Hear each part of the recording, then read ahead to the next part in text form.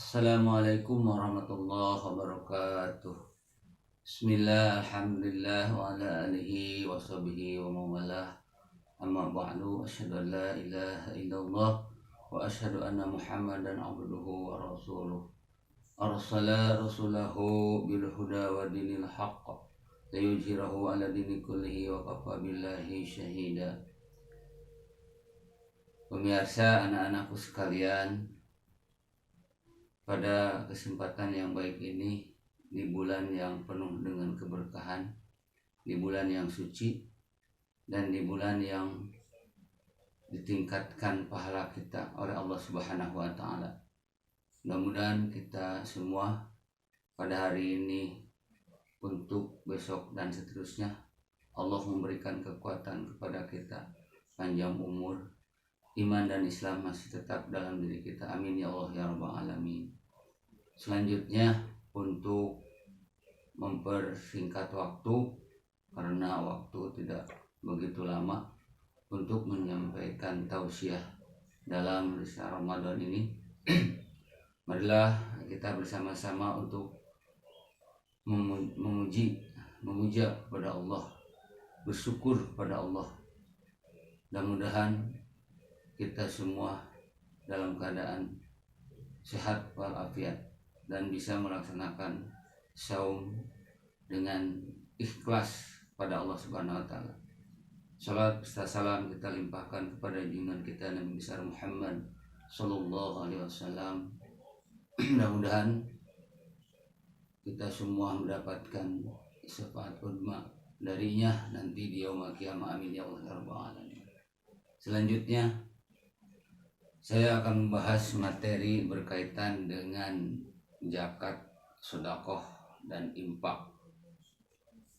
Yang berkaitan zakat, sedekah, dan infak pada hari ini adalah kita membahas tentang zakat fitrah.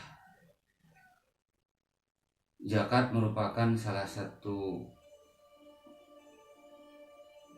yang harus kita perhatikan. Nah, zakat ini ada dua, itu diantaranya zakat wajib dan zakat yang memang oleh Nabi Muhammad SAW dianjurkan. Zakat wajib itu zakat yang berkaitan dengan harta kita, yang disebut dengan zakat mal. Kemudian zakat yang dianjurkan yang berkaitan dengan sedekah atau infak. Nah, itu juga pemberian juga yang memang dianjurkan oleh Rasul. Ya, hukumnya adalah sunnah. Ya, seperti kita mengeluarkan sedekah kepada fakir miskin, sedekah kita mengeluarkan kepada anak yatim, pada jompo, dan banyak lagi yang harus kita perhatikan, terutama pada kesempatan yang penuh dengan keberkahan ini, yaitu di bulan Ramadan. Kemudian ada yang disebut dengan zakat yang wajib seperti zakat fitrah. Nah, yang berkaitan dengan zakat fitrah di sini, bahwa zakat fitrah itu adalah zakat yang dikeluarkan khusus pada bulan Ramadan. Zakat yang dikeluarkan mulai dari terbenamnya matahari di hari pertama, berarti malaman pertama kita melaksanakan tarawih pertama. Nah, itu sudah ada titik pertama kita wajibnya mengeluarkan zakat fitrah. Terakhirnya adalah setelah orang bubar dari melaksanakan salat sunat, yaitu Id atau salat sunat Idul Fitri. Nah, itu kewajiban kita untuk mengeluarkan zakat fitrah. Di dalam zakat fitrah atau zakat ini yang harus kita berikan, yaitu kepada orang-orang yang memang di dalam fikih Kifayatul Ahyar Islam itu, di dalam berbagai kitab-kitab yang menjelaskan tentang kepada siapa kita harus memberikan zakat kita tersebut. Ini ada 8 asnaf yang harus menerima zakat fitrah kita. Di antaranya adalah fakir, miskin, amil, mu'alaf, hamba, kemudian yang berutang, dan terakhir adalah jalan Allah dan musafir. Nah, itu yang berkaitan dengan orang yang dapat atau bisa menerima zakat fitrah. Itu ada 8 asnaf tersebut. Kemudian di sini ada amil, ya, amil, amilin, kalau kita bahasanya adalah amilin. Apa itu amilin? Nah, berkaitan dengan amilin, ya.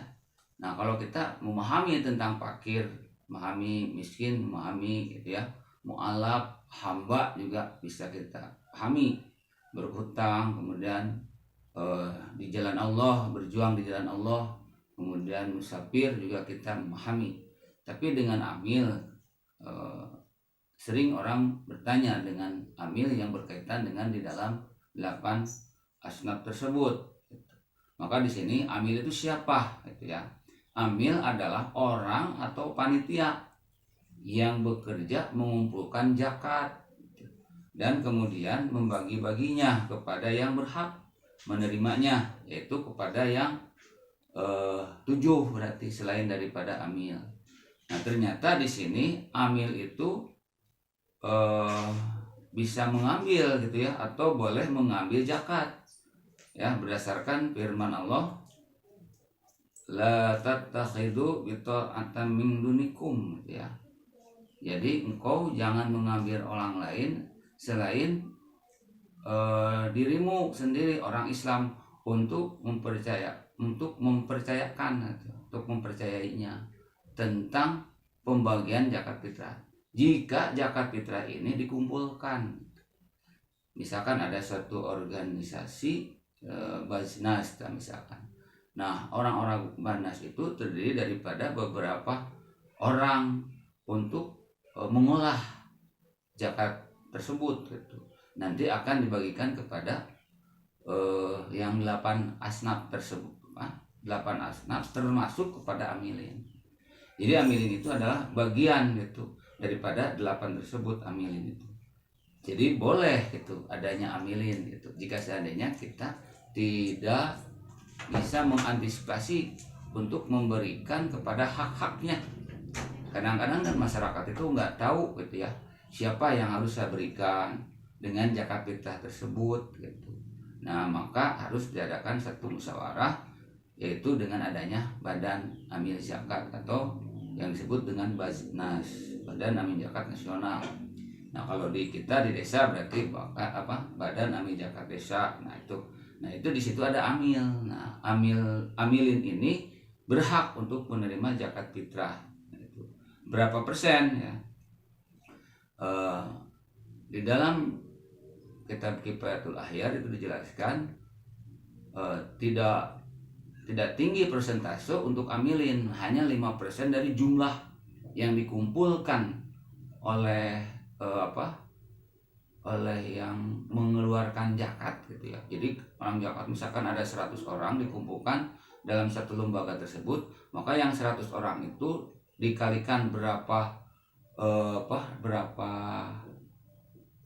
jumlah pemberian dari yang mengeluarkan kewajiban zakat tersebut, maka diambil 5%. Jadi kalau 100 orang kali 3 liter seperempat, atau di Sukabumi sekarang ini adalah 27.000.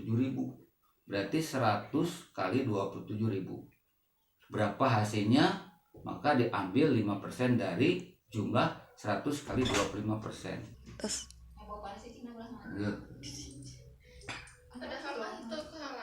Kemudian untuk terakhir dalam penutupan ini kita ambil kesimpulan. Jadi jelasnya bahwa di dalam zakat, pemberian kita kepada hamba-hamba Allah yang memang memerlukan, yaitu yang 8 asnaf tersebut termasuk amilin, adalah memang itu yang perlu diperhatikan, karena mereka lah yang bisa membagikan kepada hak-haknya dan tahu persis Dan amilin ini adalah orang-orang yang bisa dipercaya. Tadi dalam Al-Quran sudah dijelaskan surat Al-Imran, la tattakhidhu bita'natan min dunikum. Jadi orang-orang yang dipercaya, ya, orang-orang yang dipercaya, amanah dan jujur. Nah, itulah kesimpulannya untuk pada kesempatan yang baik ini. Mudah-mudahan menjadi keberkahan dalam menjalankan saum kita, dan mudah-mudahan saum kita diterima oleh Allah Subhanahu wa taala. Sekian dan terima kasih. Assalamualaikum warahmatullahi wabarakatuh.